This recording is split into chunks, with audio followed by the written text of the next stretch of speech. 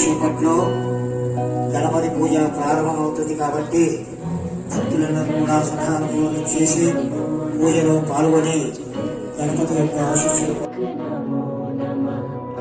अष्टविनायक नमो नमः गणपति बाप्पा मोरया। ॐ गणपतये नमो नमः सिद्धिविनायक प्रजायते अयं मुहूर्त सुमुहूर्तोऽस्तु।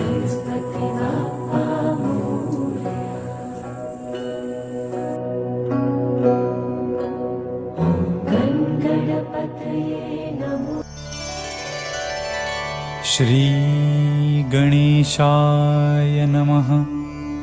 नारद उवाच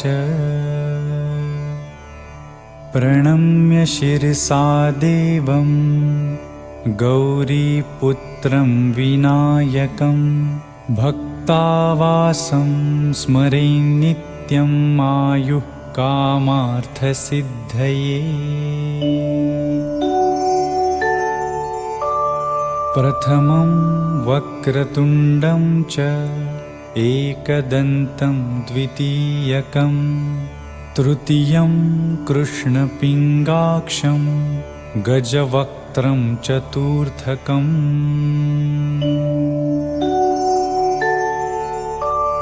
लम्बोदरं पञ्चमं च षष्ठं विकटमेव च सप्तमं विघ्नराजेन्द्रं धूम्रवर्णं तथाष्टमम्।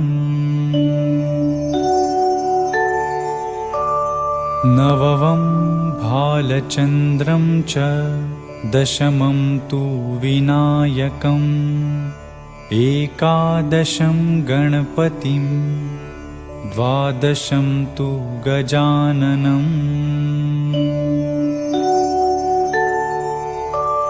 द्वादशैतानि नामानि त्रिसन्ध्यं यः पठेन्नरः न च विघ्नभयं तस्य सर्वसिद्धिकरं प्रभो।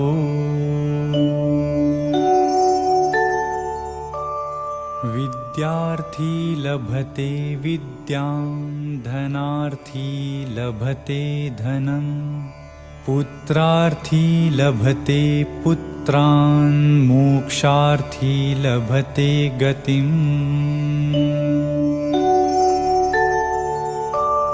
जपेत् गणपतिस्तोत्रं षड्भैर्मासैः फलं लभेत् संवत्सरेण सिद्धिं च लभते नात्र संशयः।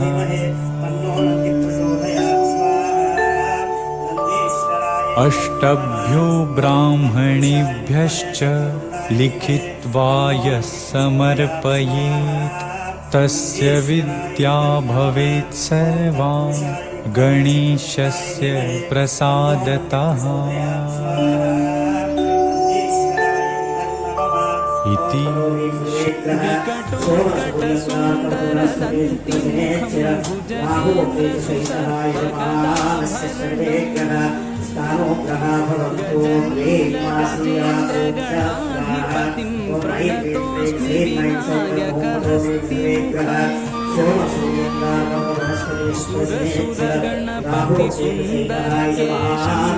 ऋषि गणपति यज्ञ समानं भव गणपति पद्म शरीरं जय जय गणपति दिव्य नमस्ते। सहस्रवक्तातं यज्ञं कामधेने दत्तन्मनेन साधयेन स्वाहा। पूर्णाहुतिपुष्यमहं संप्रदते नमः। पुरो यज्ञ भगवान के जय, गणेश महाराज के जय, पवन सुत हनुमान के जय, राजा रामचंद्र भगवान के जय। नमः पार्वती पते हर हर महादेव।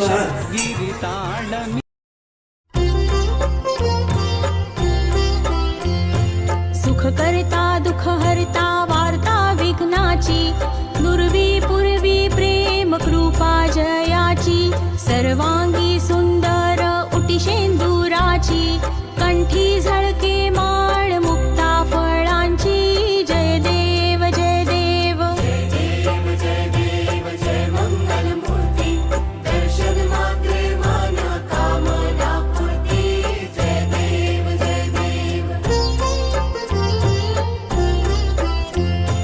रत्न खचित फरा तुझ गौरी कुमरा चंदनाची ओटी कुंकुम केशरा हिरे जडित मुकुट शोभतो बरा ऋण झुणती नुपुरे चरणी घागरिया जय देव जय देव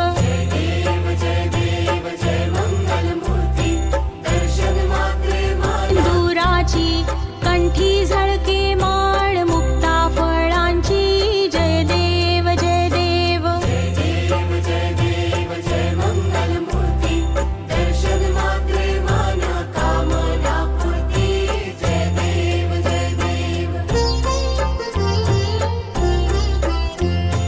रत्न खचित फरा तुझ गौरी कुमरा चंदनाची ओटी कुंकुम केशरा हिरे जडित मुकुट शोभतो बरा ऋण झुणती